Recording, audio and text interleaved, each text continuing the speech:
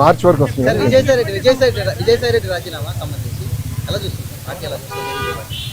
ఏ party? వైకాపానా Telugu Desam? Telugu Desam party. ఇప్పుడు ఒకటన్నా, తల్లి చెల్లికే జగన్మోహన్ రెడ్డి గారి పైన నమ్మకం లేదు, ఇంకా పార్టీలో ఉన్న నాయకులకు ఎలాంటి నమ్మకం ఉంటుంది? నేను ఎప్పటి నుంచో చెప్తున్నా, వైకాపా నాయకులు డబ్బుల కోసం పార్టీనే అమ్మేస్తాడు ఈయన అని. ఇప్పుడు అది నిజం అవుతుంది కదా. ఒక్కొక్కరు రాజీనామా చేసుకుంటూ వెళ్తున్నారు. దానిక నేను శిక్ష పడదని నేను ఎక్కడ అన్నాను తల్లి? నో ఐఎమ్ సారీ, నేను ఎక్కడన్నా శిక్ష పడదని? ఇప్పుడు లిక్కర్ కానివ్వండి, ఇప్పుడు ఒకటమ్మా 2019 నుంచి 24 వరకు మేమందరం ప్రజల్లో ఉన్నాం. పాదయాత్రలో కూడా నేను చెప్పా, ఎవరు నేను వదిలిపెట్టాను, ఏ అధికారులు రాజకీయ నాయకులు చట్టాన్ని ఉల్లంఘించారు ఎవరిని వదిలిపెట్టాను. ఇప్పుడు దర్యాప్తు జరుగుతుంది, ఇన్వెస్టిగేషన్ జరుగుతుంది, త్వరలోనే అన్ని బయటకు వస్తే నేను భావిస్తున్నాను. So let investigation get completed అమ్మా. ఇక్కడ విజయసాయి రెడ్డి గారు ఉన్నారు, లేదంటే ఎల్లయ్య పుల్లే ఉన్నారు అనేది టైంలో ఉన్నట్టాలి కదమ్మా. సో ఇన్వెస్టిగేషన్ జరగకుండా నేను ముందలే మాడతాం కూడా కరెక్ట్ కాదు. Let investigation happy. Yes yes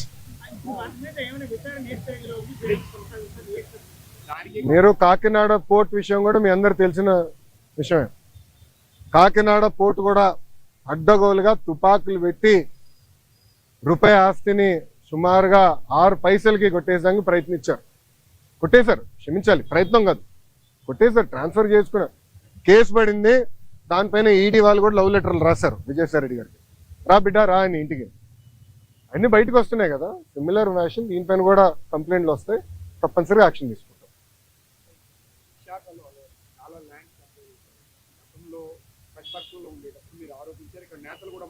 అవునండి.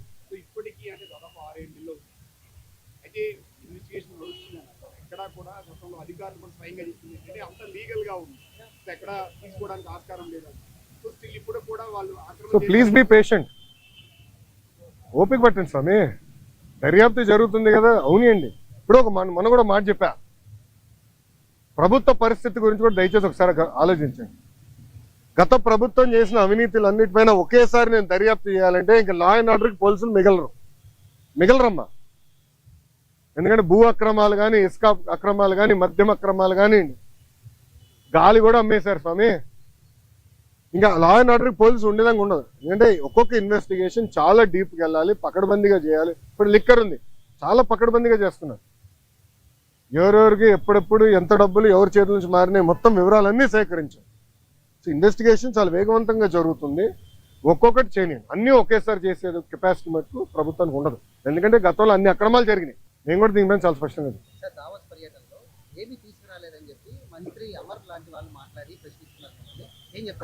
అరే కోడిగుడ్డుని నేను సూటిగా ప్రశ్నిస్తున్నా. మీరు మంత్రిగా ఉన్నప్పుడు మీరు ఏం తీసుకొచ్చారు ఆంధ్రాకి? ఏం తీసుకొచ్చారు చెప్పండి. ఇప్పుడు మేము మాకు ఇప్పుడే థ్యాంక్ యూ అన్న 7 నెలల్లో 6,33,568 కోట్ల రూపాయలు పెట్టుబడులు తీసుకొచ్చాము. 4,10,125 మందికి ఉద్యోగాలు కల్పించే పరిశ్రమలు ఆంధ్ర రాష్ట్రానికి ఎన్డీఏ ప్రభుత్వం తీసుకొచ్చింది. అది గర్వకారణం. కాగ్నిసెంట్ గురించి కూడా నేను ట్వీట్ పెట్టా కదా, చూడలేదన్న ట్వీట్? ఎవరు మీకు ఇచ్చిందే, మొన్న ఇచ్చిందే. సాక్షి ఉన్నాడు ఇక్కడ, సాక్షి రాలేదా? ఆయనే రిపోర్టరా? కేసు రాలేదా? సాక్షి ఎవరు లేడా? అరే ఆయనకి ఇద్దాం అనుకున్నానే కాగితం. ఇదన్నా చూడరా భయ్, కళ్ళు తెరువు అని అనుకున్నా. ఇప్పుడు మీరు చూడండి, బాబు గారి దావోస్కి దాదాపు 1997 నుంచి వెళ్తున్నారమ్మా. దావోస్కి వెళ్ళినప్పుడు ఎప్పుడు ఒప్పందాలు చేసుకోం. దావోస్ చర్చిస్తాం, ఇంట్రెస్ట్ ఎవరికి ఎలా ఉందో డిస్కస్ చేసి మళ్ళీ తిరిగి వచ్చిన తర్వాత ఒప్పందాలు చేసుకుంటాం. ఇప్పుడు దీంట్లో మీరు చూస్తే విచిత్రం, ఆసిల్లర్ మిత్తల్ది దీంట్లో ఒప్పందం లేదు. పైన అసలు ఆసిల్లర్ మిత్తల్ది 1,35,000 కోట్ల రూపాయలు పెట్టుబడి అనేది ఉంది. కానీ ఆసిల్లర్ మిత్తల్ది ఒప్పందం లేదు, ఎంఓయూ లేదు. మాకు ఎంఓయూ లేదు ఆసిల్లర్ మిత్తల్తో, మాకు ఎలాంటి ఎంఓయూ లేదు. ఎందుకంటే వాళ్ళు అన్నారు ఎంఓయూ ఎందుకు సార్, డైరెక్ట్ వర్క్కి వెళ్దాం అన్నారు. వాడు మమ్మల్ని తప్పబడతారా? ఇప్పుడు వాళ్ళకి మన మెటీరియల్ టైప్ చేసాం ఎన్ఎండిసి నుంచి, ఎన్వైరన్మెంటల్ క్లియరెన్సెస్ మేము కోఆర్డినేట్ చేస్తాం. వాళ్ళ భూమి ఎత్తికి కూడా భూమి కేటాయింపులు కూడా పూర్తి చేస్తాం.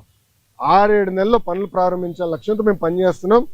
ఎన్నికలకు వెళ్లే లోపల ఫస్ట్ ప్రొడక్షన్ అవ్వాలనేది మేము చేస్తున్నాం. అది కూడా మమ్మల్ని తప్పడతారు. మారమని చెప్పాడు ఆయన, ఉండబోదు మనం ఏం చేస్తాం. ఇప్పుడు ఆయన ఏం చెప్పాడు, ఇంకొక విషయాన్ని ఇక్కడ గుర్తుపెట్టుకోవాలి. మీరు మంచి ప్రశ్న అడిగారు, చాలా సంతోషం. విజయసాయి రెడ్డి గారిని అప్రూవర్గా మారమని ఆయన మీద చాలా ఒత్తిడి వచ్చిందని ఆయన చెప్పాడు. అన్న నాకు తెలియదు, ఇంతవరకు తెలియదు. మాకు బాగా సన్నిహితమే కదా, మాతో ఎప్పుడు చెప్పడా. అప్రూవర్గా మారమని ఆయన మీద ఒత్తిడి చేశారంట. నిజం, కేసులో నిజం ఉంటే అప్రూవర్గా మారమని ఒత్తిడి చేసిన అవసరం ఉంది. అంటే ఆయన మీద ఒత్తిడి చేసి ఆయన మీద దొంగ సాక్ష్యం చెప్పించుకుని జగన్మోహన్ రెడ్డి గారి మీద కక్ష తీర్చుకోవాలనుకుంటున్నారన్నమాట. ఎవరి వాళ్ళు? విజయసాయి రెడ్డి గారు చెప్పాలి. అప్రూవర్గా మారమని నా మీద ఒత్తిడి వచ్చినా నేను అప్రూవర్గా మారలేదు, నిలబడ్డాను అని చెప్పాడు. ఆ ఒత్తిడి చేసిన వారు ఎవరో విజయసాయి రెడ్డి గారు చెబితే తప్ప తెలియదు. కాబట్టి మరి అదే ఆయనే నేను చెప్పాల్సిన అవసరం ఉంటుంది. చెబితే, లేకపోతే మానుకోవాల్సిన అవసరం ఉంటుంది. అప్రూవర్గా మారాల్సిన అవసరం ఉంది శర్మ గారు. నా మీద నిజంగా ఏదైనా కేసు ఉంటే, దానిలో వాస్తవం ఉంటే అప్రూవర్గా మారాల్సిన అవసరం ఏముంది? ఒత్తిడి చేయాల్సిన అవసరం ఏముంది? అంటే there is no evidence against Jaganmohan Reddy garu అనేది చాలా క్లియర్గా అర్థమవుతుంది అన్నమాట. ఎవిడెన్స్ లేకోకుండానే జగన్మోహన్ రెడ్డి గారిని 16 మాసాలు జైల్లో పెట్టారని అర్థమవుతుంది. ఎవిడెన్స్ లేకోకుండానే జగన్మోహన్ రెడ్డి గారి మీద సాధించాలని రాజకీయ కక్షతో చేస్తున్నారని అర్థమవుతుంది దీన్ని బట్టి. ఓకే, ఏంటి మళ్ళీ జైలుకి పంపించే ప్రయత్నం ఎవరు చేస్తున్నారంటావు? నువ్వా? ఎవరు చేస్తున్నారని? అప్రూవ్గా మారితేనా? ఎవరు? ఆయన మారనని చెప్పాడుగా. అప్రూవ్గా మారుతామా లేకపోతే ఇంకోటి ఏది? ఇప్పుడు చంద్రబాబు నాయుడు గారికి ఈ రాష్ట్రం బాగుపడాలని, ఈ రాష్ట్రంలో అభివృద్ధి కార్యక్రమాలు జరగాలని, ఈ రాష్ట్రంలో ఇచ్చిన ప్రతి వాగ్దానాన్ని, సంక్షేమ కార్యక్రమాలని నిలబెట్టుకోవాలనేటువంటి కోరిక కన్నా ఏదో ఒక విధంగా జగన్మోహన్ రెడ్డి గారిని ఇబ్బంది పెట్టాలి, ఏదో ఒక విధంగా జగన్మోహన్ రెడ్డి గారిని లోపల పెట్టాలి. అంటే ఎదుటి వాళ్ళు నష్టపోతే తప్ప నేను బతకలేననే పరిస్థితిలోకి వచ్చాడు.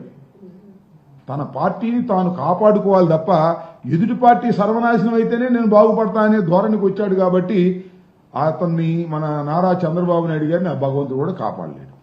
మీ ప్రభుత్వ హయాంలో బీసీలకు అనగదొక్కారని చెప్పేసి కేంద్ర రాష్ట్ర సంబంధించిన మంత్రులు టీడీపీ మంత్రులు తిడతానే ఉంటారు. టీడీపీ మంత్రులు తిట్టేదానికి మనమే సమాధానం చెబుతాం? వాళ్ళు రోజు అయ్యే చెప్తుంటారు. మేము చేసినంత బీసీలకి, ఎస్సీలకి, ఎస్టీలకి ఎవరు చేయలేదని అందరికీ తెలిసినటువంటి సత్యమే. టీడీపీ మంత్రులు మాట్లాడుతూనే ఉంటారు.